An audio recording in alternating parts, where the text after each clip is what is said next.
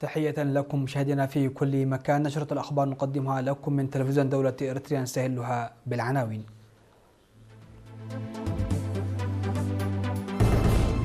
توسيع برنامج الزراعة المصغرة المربحة في مديرية عدائية. الجاليات الإريترية في مختلف دول العالم تحيي يوم الشهداء بفخر واعتزاز. دعموا برامج التشجير في مديرية علا برعد.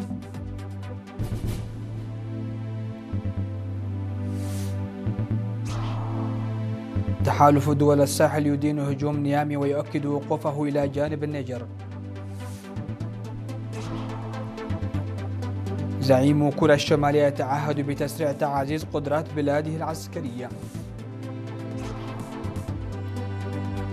وروسيا تحذر من مخاطر كبيرة تواجه مجموعة البريكس.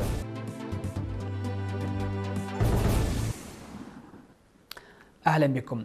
نشد خبراء الزراعة بمديرية عدائية إلى رفع مستوى الاستفادة من الأراضي الزراعية وتوسيع تنفيذ برنامج الزراعة المصغرة المربحة بهدف تعزيز الإنتاج الزراعي.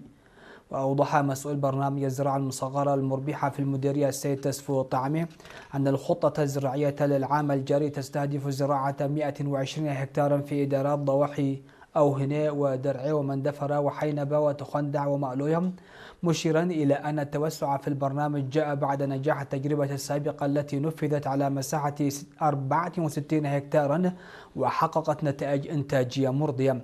من جانبه أفاد مسؤول قطاع إدارات ضواحي مألوية وتخندع السيد تعجس تخلم بأنه تم إعداد وتنفيذ خطة لاستصلاح وزراعة 25 هكتارا في إطار الجهود الرامية إلى زيادة المساحات المزروعة وكذلك تحسين الإنتاج الزراعي. بدوره أكد خبير تنمية المحاصيل السيد أبراهام بينم أن المزارعين لمسوا الفوائد العملية للزراعة وفق الأساليب الحديثة والزراعة الخطية، الأمر الذي يعزز التوقعات بتحقيق عوائد وإنتاجية أكبر خلال الموسم الحالي. وأشار المختصون إلى أن برنامج الزراعة المصغرة المربحة يعتمد على استغلال الأرض عبر 3 دورات زراعية سنويا تشمل زراعة القمح والذرة الرفيعة والدخن في الدورة الأولى والبقوليات في الدورة الثانية والمحاصيل الزيتية في الدورة الثالثة، بما يسهم في تحسين الإنتاج الزراعي وتعزيز الأمن الغذائي ورفع دخل المزارعين. أحيت الجاليات الإريترية في عدد من دول العالم يوم 20 من يونيو يوم الشهداء من خلال تنظيم فعاليات متنوعة شملت إضاءات الشموع ومسيرات السير على الأقدام وبرامج ثقافية جسدت تضحيات الشهداء. وفي العاصمة الإثيوبية أديس أبابا نظمت سفارة دولة إريتريا والبعثة الدائمة لدى الاتحاد الأفريقي واللجنة الاقتصادية لإفريقيا برنامجا لإحياء المناسبة. وأكد القائم بأعمال السفارة السيد بنيام برهي أن ما حققته إريتريا من استقلال والسيادة جاء بفضل التضحيات الجسيمة التي قدمها الشهداء، داعيا إلى تجديد الالتزام بالوفاء لعهدهم والعمل من أجل تحقيق أهدافهم الوطنية. كما شهدت مدن عدة في السويد فعاليات مماثلة، حيث جدد المشاركون التزامهم بدعم صندوق رعاية أسر الشهداء والمساهمة في جهود التنمية الوطنية. وفي ستوكهولم دعا القائم بالأعمال في دول الإسكندنافيا السيد محمد علي محمد سعيد إلى تعزيز مساهمة المواطنين في دعم أسر الشهداء، فيما تم خلال مناسبة التبرع بمبلغ 136 ألف كورونا سويدية لصالح الصندوق. وفي الدنمارك والإمارات العربية المتحدة وفرنسا أقيمت فعاليات إحياء الذكرى بمشاركة واسعة من أبناء الجالية، حيث جرى التأكد على مواصلة الدعم أسر الشهداء وتعزيز قيم الوحدة الوطنية. كما شهدت المناسبة تقديم تبرعات مالية لصالح صندوق رعاية أسر الشهداء، من بينها 4780 درهما إماراتيا تم جمعها خلال فعالية أقيمت في أبو ظبي. وفي الولايات المتحدة الأمريكية نظمت الجاليات الإريترية في عدد من المدن بينها كولومبوس وسينسيناتي وفيلادلفيا وأوكلاند وسياتل وفينيكس ورالي برامج لإحياء الذكرى أكد خلالها المشاركون تمسكهم بتنفيذ وصايا الشهداء وتعزيز وحدة الجالية. وبلغ إجمالي التبرعات المقدمة 44,758 دولارا أمريكيا، فيما تعهدت جالية سياتل برعاية 120 أسرة شهيدة.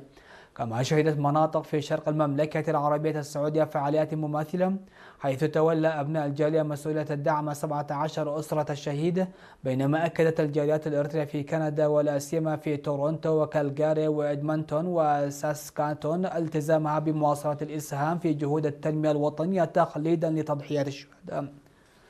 وفي كينيا أحيت الجالية الإرثرية في نيروبي المناسبة من خلال مسيرة السير على الأقدام وإضاءة الشموع في أجواء اتسمت بالفخر والاعتزاز بتضحيات الشهداء.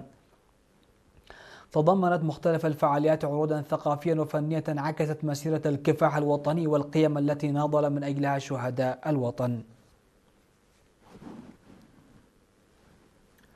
أعلن مشتى النهر عنسب الواقع في مديرية علا برعد عن استكمال تجهيز نحو 193 ألف شتلة مخصصة لبرامج التشجير المقرر تنفيذها خلال موسم الأمطار الحالي، وذلك في إطار الجهود الوطنية الرامية إلى تعزيز القطاع النباتي وحماية البيئة. وأوضح ممثل هيئة الغابات والحياة البرية السيد هابتة سلاسي جبرتنسائي أن المشتل ركز بصورة خاصة على إنتاج الأشجار المحلية التي شهدت تراجعا في أعدادها خلال السنوات الماضية، مشيرا إلى أن نحو 150 ألف شتلة من إجمالي الشتلات الجاهزة تنتمي إلى أنواع محلية ذات أهمية بيئية كبيرة. وأضاف أن الشتلات ستوزع لتلبية احتياجات برامج التشجير في إقليم عنسبة وشمال البحر الأحمر، موضحا أن عمليات الغرس لن تقتصر على مواقع حفظ المياه والتربة، بل ستشمل أيضا المدارس والمرافق الصحية والمؤسسات الحكومية ودور العبادة. وأكد المسؤول أن حماية الثروة الغابية والمحافظة عليها ليست مسؤولية الجهات المختصة وحدها، بل تتطلب مشاركة فعالة من جميع المواطنين والمؤسسات، داعيا إلى تعزيز الوعي البيئي والعناية بالأشجار لضمان استدامة الموارد الطبيعية ودعم جهود التنمية البيئية في البلاد. قدم عمال القطاع العام في مديرية قندع مبلغ 288 ألف نقفة ل 48 أسرة الشهيد بمعدل 6000 نقفة لكل أسرة، وذلك بمناسبة 20 من يونيو يوم الشهداء. وأوضح المدير التنفيذي في إدارة مديرية قندع السيد يحيش قبر سلاسي أن إعالة أسر الشهداء ليست مسؤولية الحكومة وحدها، مؤكدا على أن الأنشطة المنظمة التي قام بها العمال تمنح راحة الضمير، ويوجد برنامج لصيانة منازل أسر الشهداء قريبا. في غضون ذلك تم توزيع 84 ألف نقفة تبرع بها السكان وموظفو الحكومة على 14 أسرة من أسر الشهداء في مديرية نقفة. وذكر مدير مديرية نقفة السيد يعقوب إدريس بأن مساعدة أسر الشهداء واجب على كل مواطن.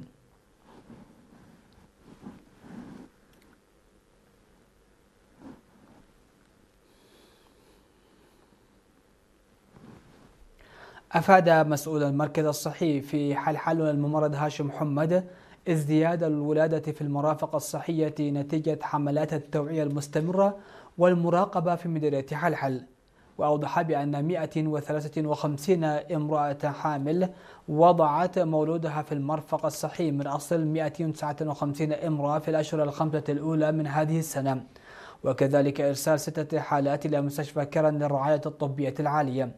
يقدم المركز الصحي خدمات رعاية الأمومة والطفولة والصحية البيئية والخدمات المختبرية وفحص السل وغيرها من الخدمات. تقع حلحل على بعد حوالي 45 كيلومترا إلى الشمال من مدينة كرن.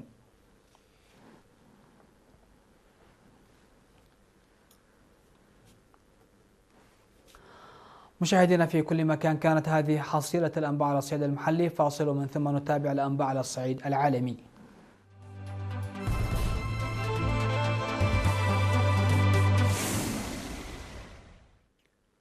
أهلا بكم على الصعيد العالمي. أدان تحالف دول الساحل الذي يضم مالي والنيجر وبوركينا فاسو الهجوم المسلح الذي استهدف مطار ديوري هاماني في العاصمة النيجيرية نيامي، مؤكدا تضامنه الكامل مع النيجر واستعداده لاتخاذ ما يلزم لمواجهة أي تهديد يمس أمن واستقرار الدول الأعضاء.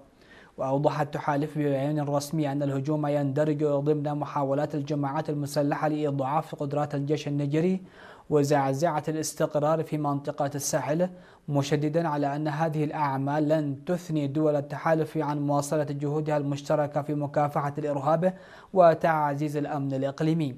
وكانت السلطات النيجيرية قد أعلنت أن الهجوم الذي تبنته جماعة نصرة الإسلام والمسلمين أسفر عن مقتل 11 عسكريا ومدنيين 2، فيما تمكنت القوات الأمنية من قتل 22 من المهاجمين واعتقال 20 مشتبها بهم خلال العمليات التي أعقبت الهجوم.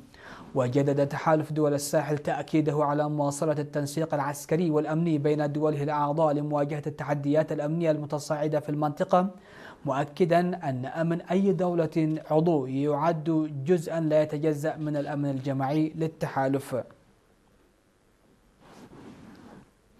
تعهد زعيم الكوريا الشمالي كيم جون أون بتسريع تعزيز القدرات العسكرية لبلاده، مؤكدا أن موقف بيونغ يانغ ثابت في توسيع قدرة ردع دفاعية ذاتية وقوية وموثوقة تماما، في ظل ما وصفه بتزايد جهود كوريا الجنوبية والولايات المتحدة لتحديث قدراتهما العسكرية في المنطقة. وجاءت تصريحات كيم في ختام اجتماع لحزب العمال استمر 3 أيام بحسب الوكالة.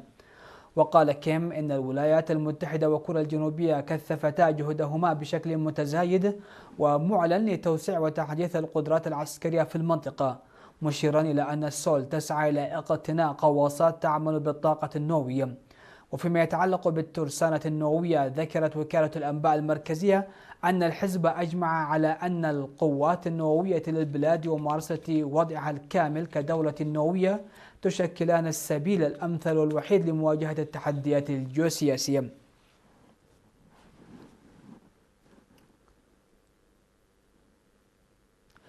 صرح سكرتير مجلس الأمن الروسي سيرجي شويغو أن أمن دول البريكس مهدد بشكل خطير، كما دعا إلى منع استبدال النظام القانوني الدولي الحالي. وبحسب وكالة تاس للأنباء، أدلى سكرتير مجلس الأمن الروسي سيرجي شويغو بتصريحات هامة خلال اجتماع لكبار المسؤولين الأمنيين في 23 من يونيو بنيودلهي، وأوضح أن أمن دول البريكس معرض للخطر باستمرار في ظل الوضع الدولي الراهن. بحسب شويغو، يجب أن تطلع مجموعة البريكس بدور محوري، ويتعين على المنظمة إنشاء هيكل عادل للعلاقات الدولية، وحذر من السماح باستبدال النظام القانوني الدولي بنظام قائم على القواعد يتم إنشاؤه من جانب واحد من قبل عدد قليل من الدول. أشار شويغو إلى أن الدور التنسيقي المركزي للمنظمات الدولية بقيادة الأمم المتحدة قد تقلص فعليا، وتتجاهل بعض الدول أن تنتهك العديد من قرارات مجلس الأمن التابع للأمم المتحدة بشكل أحادي.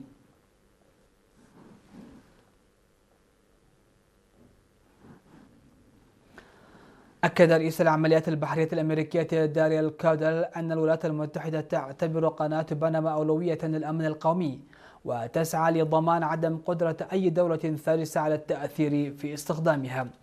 وقد توترت العلاقات بين إدارة ترامب وبنما بشأن القناة منذ أن اتهم ترامب الصين بممارسة نفوذ غير مبرر على الممر المائي، وهدد بإعادة فرض السيطرة الأمريكية.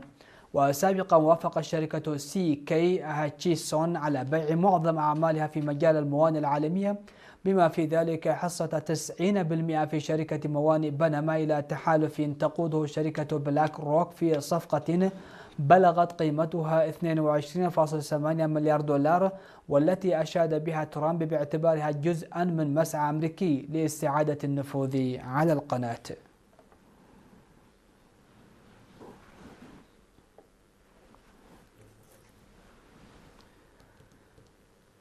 ختاما لنشرة هذا المساء، مشاهدينا في كل مكان، إليكم أبرز العناوين. توسيع برنامج الزراعة المصغرة المربحة في مدينة عد أيح. الجاليات الإريترية في مختلف دول العالم تحيي يوم الشهداء بفخر واعتزاز. دعم برامج التشجير في مدينة علا برعد. تحالف دول الساحل يدين هجوم نيامي ويؤكد وقوفه إلى جانب النيجر.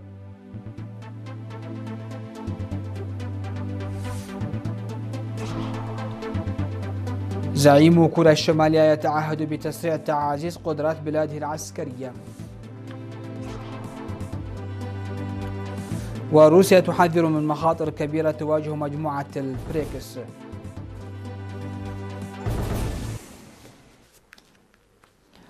مشاهدينا في كل مكان، هكذا نكون قد وصلنا وإياكم إلى نهاية نشرتنا هذه الفترة المسائية. شكرا لحسن الإسماع والمتابعة، ودمتم في أمان الله.